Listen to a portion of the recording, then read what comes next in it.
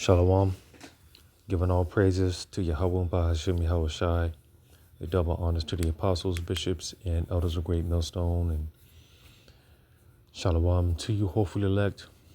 I'm your brother Yahweh Call from the Great Millstone, Orlando, and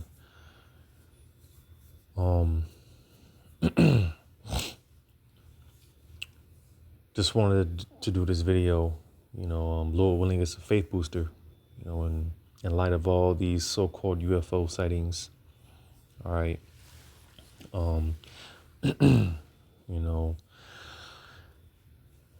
and in light of all these so-called UFO sightings, while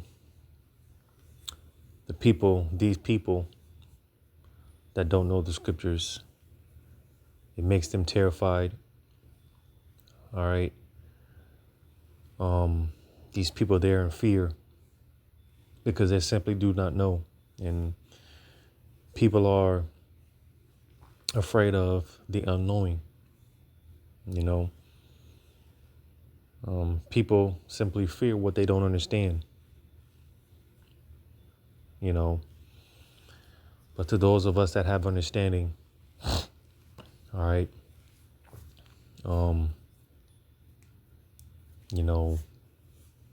we don't panic. We're not afraid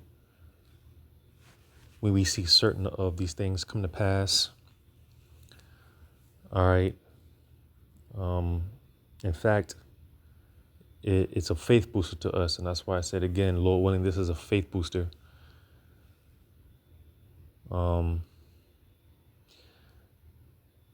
Because more and more of the tokens, the signs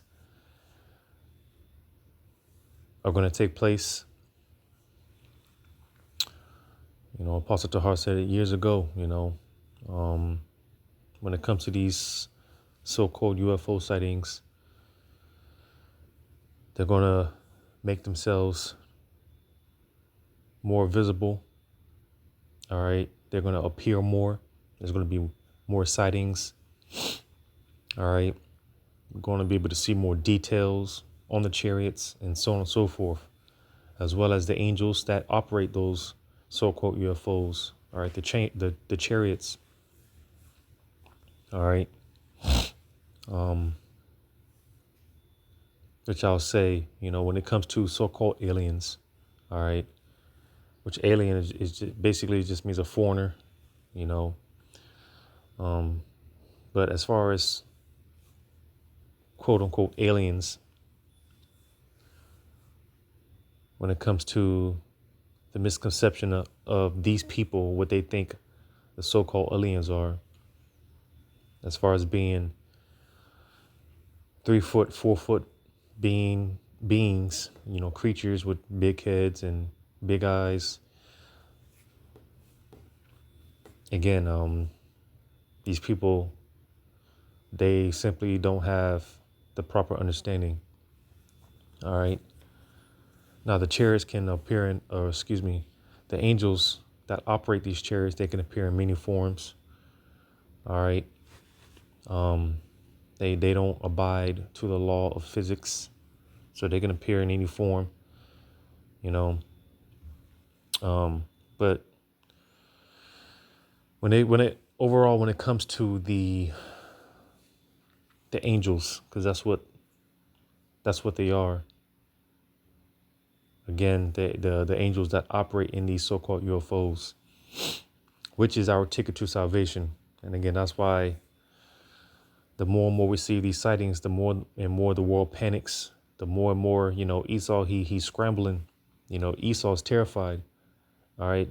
But the scriptures say, look up, for our redemption draweth nigh. The chariots is what's going to be our ticket out of here. All right. Overall, when the nuclear destruction takes place, you see, I've got 2 videos here that I want to play. Again, just in light of all the so-called UFOs, all right, drones, UAPs, whatever, the new term for the chariots are nowadays. it just has me thinking. It takes me back, you know, because through the Spirit, a part of what, because Jake inquires, and a lot of us, we inquire while we were young. I remember going back to middle school. I was real heavy on so-called conspiracy theories, such as the topic of aliens, UFOs, Bigfoot. I was real heavy into that. These so-called conspiracy theories back in middle school, which could pretty much, for me personally, started my whole, because, in this thing of ours, it's like it's a rabbit hole that never ends. This rabbit hole gets deeper and deeper. So once that seed gets planted, pretty much you don't stop searching. You don't stop researching, because I remember in high school, that's pretty much when the Lord woke me up to this truth, when I was in high school. But I remember as far as back as even before middle school, I'll say going as far as back as fourth, fifth grade, like I said, being real heavy into this stuff. I was always watching the Geographic Channel and, all these different, Discovery channels and stuff like that, back on the box TV, you got with the antennas and so I was real big on these so-called conspiracy theories. Now, like I said, having the understanding that I have now, but like I said, just in talks with all the so-called UFOs and things of that nature, it took me back. And this video that I got here, Apostle Gabar, I remember very vaguely bringing this up, this interview up years ago about this Jake, a so-called Puerto Rican by the name of Amaury Rivera, going into his, what they would call, again, a so-called alien abduction, quote unquote, and like I said, I was real big on these so-called conspiracy theories. So one thing I've noticed, when it came to these abductions, these so-called abductions or whatever the case may be, the difference between Jake having these certain encounters, I'll call them encounters, versus Esau, is totally different. I was always watching these clips, videos of Esau having these encounters with the angels, all right, or what the people know as aliens, but again, having an understanding that we have now, we know them to be the angels. But whenever Esau would have these certain encounters, man, it was always, for the most part, an uncomfortable experience. And Esau, I would always hear these, after the fact, Esau, he ends up getting sick, developed some type of a chronic illness after these encounters. But when it came to Jake, for the most part, Jake never really had that issue, such as this video that I'm about to play here by Amaury Rivera, which again, he's a Jake, so-called Puerto Rican, and his encounter dealing with the angels. All right. So without further ado, I'm going to go ahead and play. I'm not going to play the whole video. I just want to get to the point. Without further ado.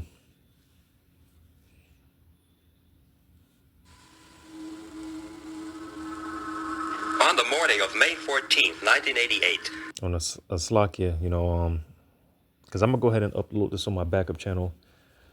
But I just want to, put the copyright disclaimer. I'm not making any monetary gain. This is just strictly for entertainment purposes. All right, I'm not making any money off this video. Amaury Rivera, a young man from Puerto Rico, photographed a giant disc followed and circled by 2 jet interceptors. What makes the sensational pictures even more interesting is Rivera's claim that he had contact with the occupants of this UFO. Hello, my name is Amaury Rivera. I live in Puerto Rico. Now, when you watch this video, just pay attention to the mannerisms. All right. Just my speculation, you you can kind of tell that this interview is a bit coerced. Like I said, just by his mannerisms, you can kind of tell that this is the interview is not fully. It is not fully his truth. You could kind of tell that they're telling him, well, instead of saying this, don't say this, but rather say that. You can kind of get that vibe.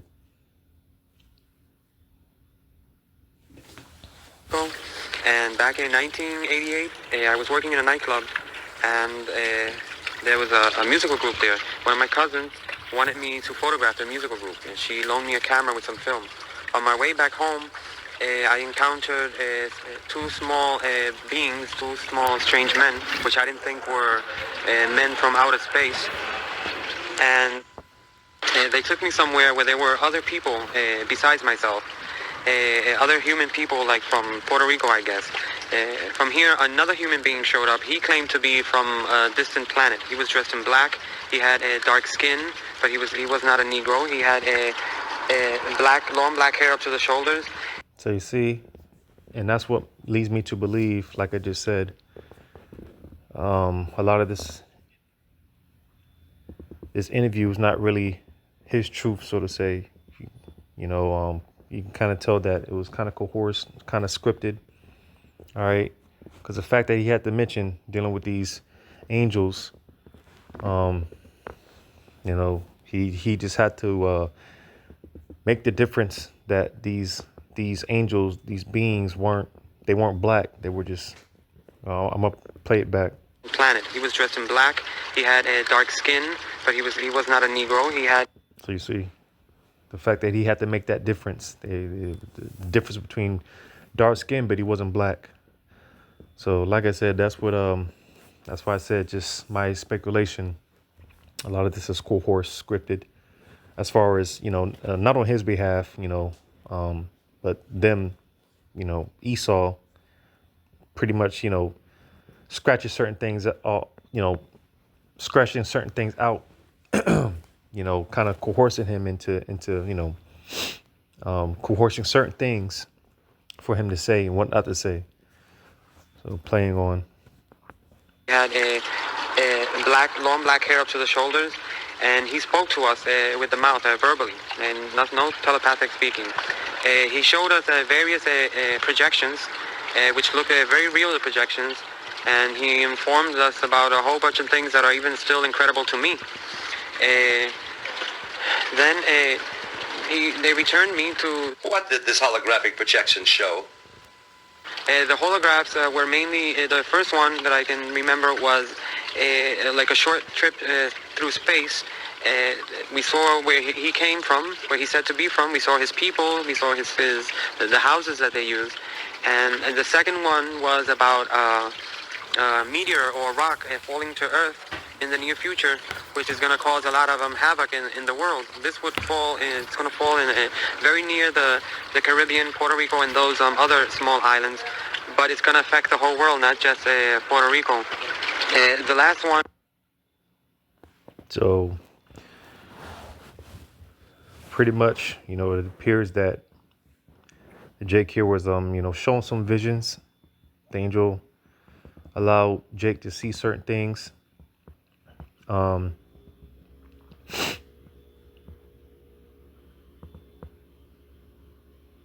Again, man, just my speculation. I'll play some of this back. Or rock falling to Earth in the near future, which is going to cause a lot of havoc in the world. This would. So, what this reminds me of, as far as this great rock,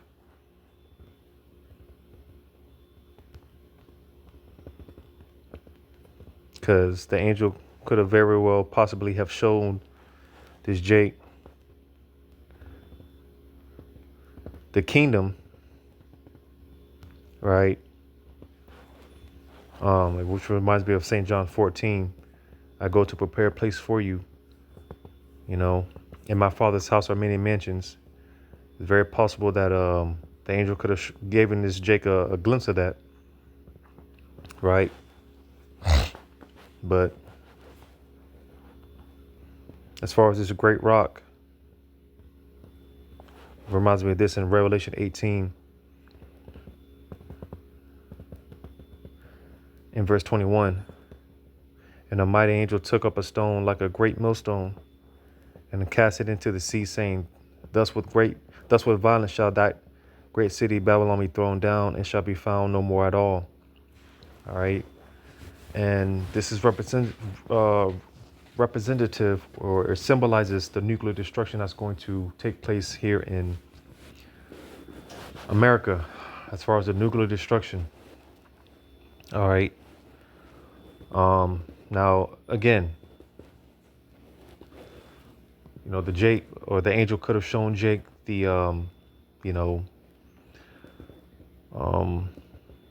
a specific missiles, or a specific missile, for a specific different part of the world, maybe where he's at, where he lives, or whatever the case may be. Or he could have very well seen this, what I just read here in Revelation 18 and 21, as far as that great rock that he mentions, that's going to change the world. You see? And again, in talks of all with these drones, and they're looking, they're drone sniffing or nuke sniffing drones. They're looking for, apparently nukes have been smuggled into Babylon, and, all these narratives, because it's being suspected, or it's being said, there's speculation of an attack on American soil, which we know there will be some type of an event. We don't know what it is exactly, or when it's going to happen, but we know something big is bound to happen. But overall, something is going to happen, and as we say, it's only going to get worse before it gets worse, before eventually we get the kingdom. All right. Because one thing is going to lead to another. Then boom, Jacob's trouble, Jeremiah 30:7. All right, things are going to get bad, As the scriptures say, through much tribulation, we shall enter into the kingdom. Right? But eventually it's going to lead to the second return of who the world ignorantly and foolishly calls Jesus. All right? When in fact, Yahushua, the real Messiah, which is a so-called black man, he's going to come. He's going to invade this earth with the angels, the incountable, all right, innumerable amount of angels, which are also so-called black men. All right, dark-skinned men. All right, so-called black men. All right. And that's why I say, again, Lord willing, it's a faith booster, because, like I said, there's been so many of these reportings, so many of these so-called encounters or so-called abductions, all right, over the years, decades, that a lot of people are pretty much convinced that there's a whole race of people that, they just, living on some planet somewhere in outer space, and they're just, before mankind was even, which to an extent, that's these so-called theories are right to an extent, but there's been so many of these reportings of these so-called black men, dark-skinned men, however they want to call them. All right. When it comes to these so-called alien encounters, that people believe that they're just a whole race with advanced technology living on some planet somewhere, which again, to an extent, that is correct to an extent. But nevertheless, those angels, they're nothing but our brethren.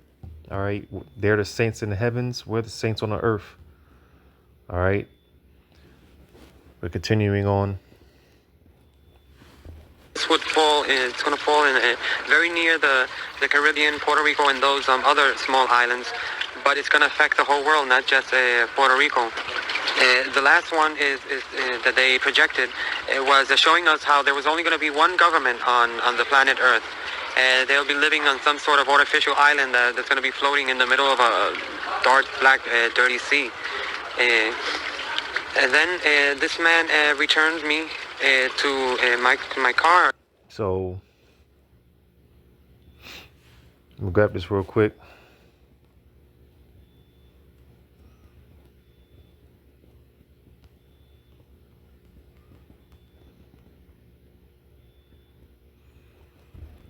In Isaiah, because you know it's cold. I'm gonna read this in Isaiah chapter 9 and verse 5. For every battle of the warrior is with confused noise and garments rolled in blood, but this shall be burning, but this shall be with burning and fuel of fire. So, consider how ancient warfare was conducted in the ancient world. Like I said, the battle of the warrior is with confused noise. All right, garments rolled with blood. Shields, swords, bucklers. Limbs getting chopped off. People screaming. Right. That's how it was done once upon a time. But as it said, this shall be with burning and fuel of fire. You see, because the new way of fighting wars is with technology. All right, drone strikes, missiles. All right, and things of that nature. And overall, that fuel of fire again being going into the nuclear destruction that's going to take place. But what's beautiful about it is after the nuclear destruction, because contrary to popular belief and despite what Esau puts out there, when the dust settles, so to say, because there will be a third world's war, there will be another world war, World War III. And despite what Esau puts out there, as far as him being the phoenix to rise from the ashes, no, man, when you read verse 6, it says, for unto us a child is born. And I remind you, this is right after verse 5, going into the nuclear destruction. Verse 6, for unto us a child is born, unto us a son is given, and the government shall be upon his shoulder, and his name shall be called Wonderful Counselor, the Mighty Power, the Everlasting Father, the Prince of Peace. Of the increase of his government and peace there shall be no end upon the throne of David and upon his kingdom, to order it and to establish it with judgment and with justice from henceforth, even forever. The zeal of Yahweh of hosts will perform this. So this is the real government that's going to be established. All right. The real new world order that's going to be established when the dust settles, so to say. All right. Once the bombs have dropped, the nukes have dropped. All right. And the dust settles. All right. That's when the real new world order will be established. The kingdom of heaven will be established on earth. All right. And talking about Yahweh Shai. All right. You see. So like I said, that means very well that the angel could have given this Jake, bits and pieces concerning, future prophecies. It is very well possible. At least that's what I'm leaning to,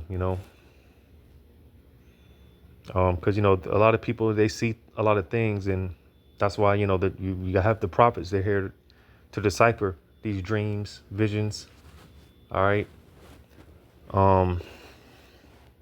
And we have accounts of our forefathers being taken through time, taken back into time. All right. Shown certain things, waking up sick, waking up ill, and because that's what, believe it or not, when you go into these scriptures, when you read in future prophecies, when you read past prophecies, we're actually time jumping, jumping through time, like I just read about in Revelation 18, going into that great millstone. That's an example of jumping, going into the future, jumping into the future. That's an example. All right, because that's all, prophecy is just to say before, but I'm gonna play some more of this. Again, and left me somewhere different from where the whole ordeal had started. Apparently, it took me with car and all. After this, at this given time, I heard some jets in the sky, and I still had my cousin's camera, and I took the pictures, 4 of which I'm making public nowadays. So the jets followed the UFO. Yes, it was. They seemed to be surveilling it. I only got to capture just one of the jets in the photograph, but there were 3 of them. Or maybe I got in one of the photos one, and in the second or third I got one of the other ones, because they would go around it very far away, and while this one was closer, and turn, very far, very far. And by the time this one was coming back, another one was turning over there. There was always one or the other close to the object, to the UFO. Jurgen Martin has carefully investigated this case. So that's pretty much the point there. I'm gonna leave the link to to both these videos in the description. All right, if you want to check them out yourself. Getting right into the next video.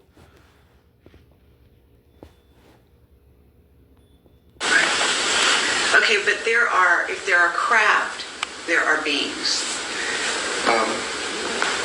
Okay, people have asked me, and check out his nervousness, because, and that's why when it's all said and done, the more and more people see these things for themselves. All right, these people, they're baffled, because quite frankly, it's just something. It seems far-fetched. It's just something that these people have never witnessed before, never seen before. We believe through faith. All right. That's why a lot of things, for the most part, are going to catch brothers off guard. We know the chariots exist, and we know the angels in those chariots. We know the angels exist. All right, and so on and so forth. But you see how check out the body language. You can tell there's a sense of nervousness when describing this account that he's getting ready to describe.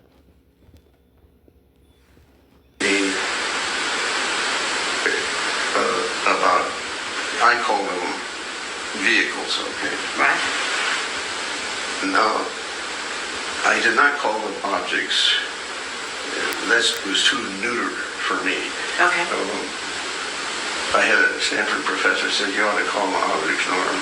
No, they have all the qualities of a vehicle. Mm-hmm. They can move. They're just like a missile or anything like that. So that much we can say about them, for sure. Okay. So I'm calling it a vehicle. Okay. Okay, somebody comes along and says, well, now where would you manufacture one that's 2.5 Earth lengths long? And that's a hard question to answer. So are you not positing the idea that those vehicles contain, beings who are, maybe like us? Yeah, I only go along with government images. And if you want to know about people kind of thing, there is the ship that picked up the Voyager capsule at Alameda Naval Shipyard, and they have a picture there of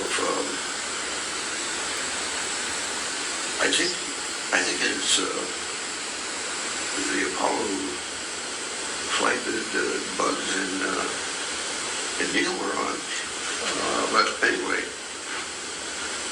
there is one image there that shows black people getting off.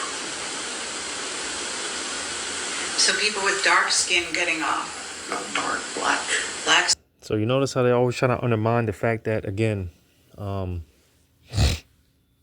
always try to undermine the fact that these beings, all right, which again, they're the angels, all right, the angels are so-called black men, but they always try to undermine that fact about these angels, these beings, to their understanding, these beings being so-called black men. They always try to undermine that fact. Black skin. Really black. Yeah. Were they tall? Yes. Very tall? Yeah. How tall? Do you know? Well, they got out the doorway. I don't know how high that is, but Well, Well, what? Safe. 7 feet would be probably a conservative estimate. Have you heard about Clark McClellan's statement about that? No. Oh, you haven't? No.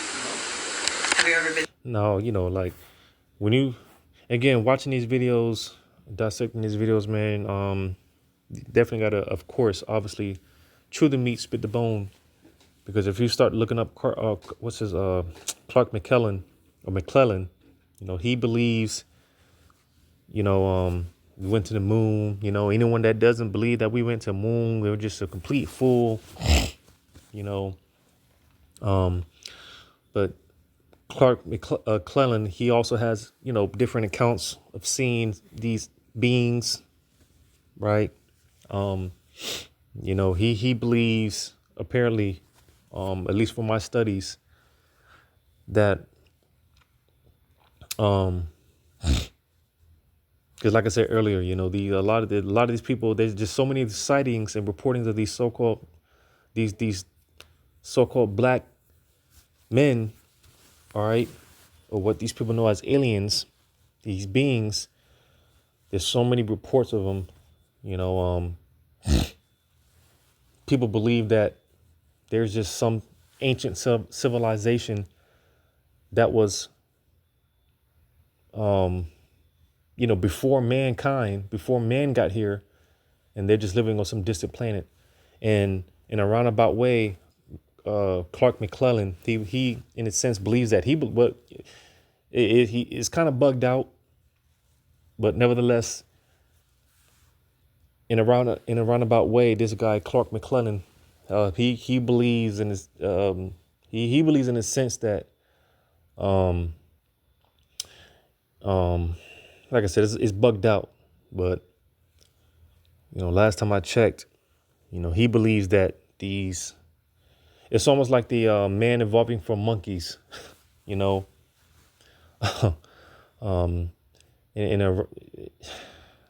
this guy believes that basically aliens or the angels, basically come from the ocean. They grew limbs, and again, this was all before mankind. This was all before, men, came here on earth, and just nonsense like that, but nevertheless, that is another guy that has certain of these accounts of these tall, dark-skinned, so-called black beings. All right. And it reminds me a lot of these movies, such as, like, the greatest example that I like to use is when you go into the Predator, because when you look at movies like the Predator, 8 foot, 9 foot, dark skinned beings with dreadlocks, which the angels don't have dreads, but the whole concept of a tall 8 foot, 9 foot, 10 foot, dark skinned creatures flying around in spaceships with advanced technologies. They base these concepts off the scriptures, and I've said this before, because like I said, what we believe, we believe it according to faith. All right. We don't have to see it to believe it, but Esau, he has to see it to believe it. And I said it before, I believe Esau, the spirit has it to where he's moving quickly, because the Lord be showing him stuff. You see, Esau, again, he has to see it to believe it. So the Lord be showing him stuff. I believe he sees the angels, all right, in detail, the chariots in details. The Lord really be showing Esau some things, and it be spooking him the hell out. And that's why, like I said, they be making these movies. Esau be having all type of dreams, visions, but that's the difference, because Esau, he's plagued with these things. All right. But Esau, he be seeing some stuff, Ever been in touch with him? No. No? There is one image there that shows black people getting off. So people with dark skin getting off. Not dark, black. Black skin. Really black. Yeah. Were they tall? Yes. Very tall? Yeah. How tall? Do you know? Well, they got out the the doorway. I don't know how high that is, but Well, what, I'd say safe 7 feet would be probably a conservative estimate. So you see, man, you know, and again, chew the meat and spit out the bone. And again, you know, you check out the nervousness. I see all these videos, or I used to watch all these videos of these so-called encounters, you know, abductions, whatever. All right. And, you know, whether it was Jake or Esau, you know, it was always just that sense of nervousness because, like I said, man, and that's why I was making a point earlier. Hey, when the Lord comes, it's going to be to the world's disappointment. It's going to be to the world's astonishment. Yeah, this is going to be something that they've never seen before, witnessed before, you know, because we sound crazy. Mind you, we're out there on the highways and hedges with no standing army, you know, brothers deal with ailments, right? Brothers catching hell. Right, we're out there in what they you know, with our dresses on, our potato sacks on, right? But we're telling the world, we're telling people that hey, this world is going to get invaded by a so-called black man and angels, you know, and chariots. Just imagine how, from an out, from an outside perspective, just imagine how crazy that sounds, you know. Just imagine how crazy that sounds, man. You know, us being in a lowly state, preaching what we preach. You know, that's why when it does actually happen, hey, it's going to be to these people amazement, man. They're going to be astonished beyond words, you know. But I want to grab this because, again, you know, when it comes to these things, hey, you know, we have nothing to fear. And like I said, I've never really seen a interview of like the first video, Amaury Rivera, you know, or any interview at that dealing with Jake, and they had some type of a terrible encounter, you know, some type of an uncomfortable encounter, you know, to the point where they're years later they're you know, sick, right? Versus Esau. Every time, you know, I see videos about Esau getting so-called abducted or having these encounters, man, they're getting jacked up, you know. I want to read this real quick in Revelation 19:10. And I fell at his feet to worship him. And he said unto me, see thou do it not. I am thy fellow servant and of thy brethren that have the testimony of Yahushai. Worship the Most High, for the testimony of Yahushai is the spirit of prophecy. So you see, because again, the angels aren't to be worshipped. All right. And this is the angel approaching John the Revelator. All right. And of course, because if you see an angel, you know, there's going to be a level of fear, you know, especially seeing an angel in his natural form, you know, which is that's something that we can't handle. All right. If an angel, you know, if Jake, man, if you're praying to see an angel, then you better be careful what you ask for, because the Lord might, you know, give you what you thought you wanted, you know, because the seeing angels, man, they're terrible beings, contrary to popular belief. The angels aren't, you know, little white babies with their little rods sticking out, man. You know, the little thumbtack sticking out, shooting arrows at people. That's not the case. All right, the angels, they look horrible. All right, they're austere men. You know, they don't look friendly. All right, you know, you know, just they make Ronnie Coleman look like a baby. You know, if you know who Ronnie Coleman is. All right. You know, look up Ronnie Coleman Ronnie Coleman in his prime was a beast. All right, Mr. World Time, eight-time Olympia. Yeah, dude was a beast in his prime. But standing next to an angel, man, Ronnie Coleman is nothing compared to an angel. Standing next to an angel, he looks like a baby compared to an angel.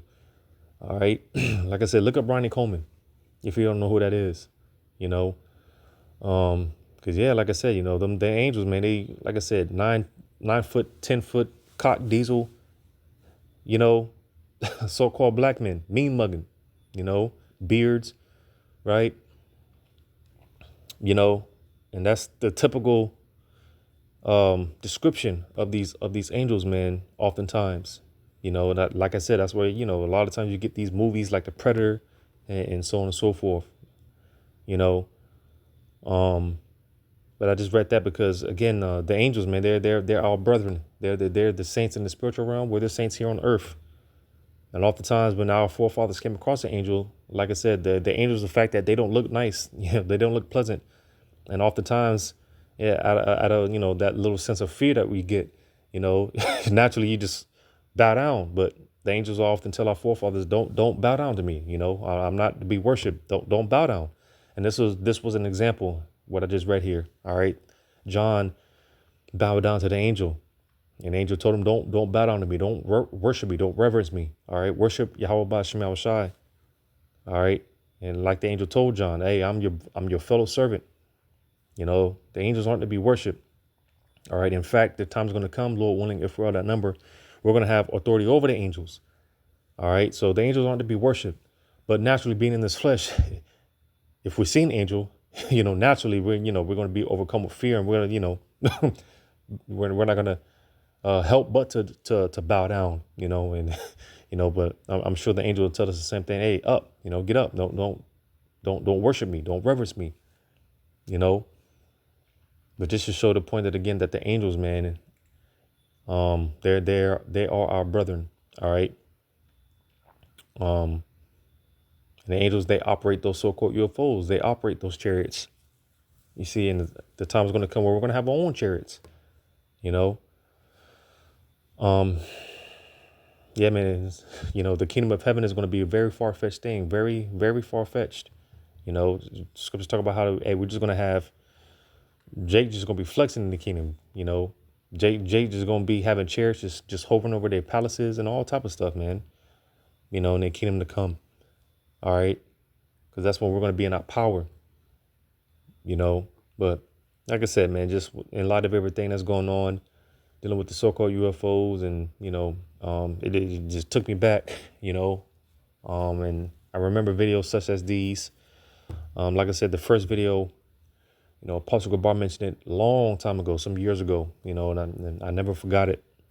I was able to find it. So, Lord willing, this was it's a faith booster, because that's what it ought to be, a faith booster. You know, the angels, hey, they're on our side. You know, the Lord is on our side. The angels, they're on our side. You know, and they're fighting for us, with us. All right. As the scripture say, the angels, they encampeth about the righteous. So we've got nothing to fear. We've got nothing to worry about, you know. So Lord willing, this was edifying. Call halal yimi ha bashim al shai. Shalom to you, hopefully let.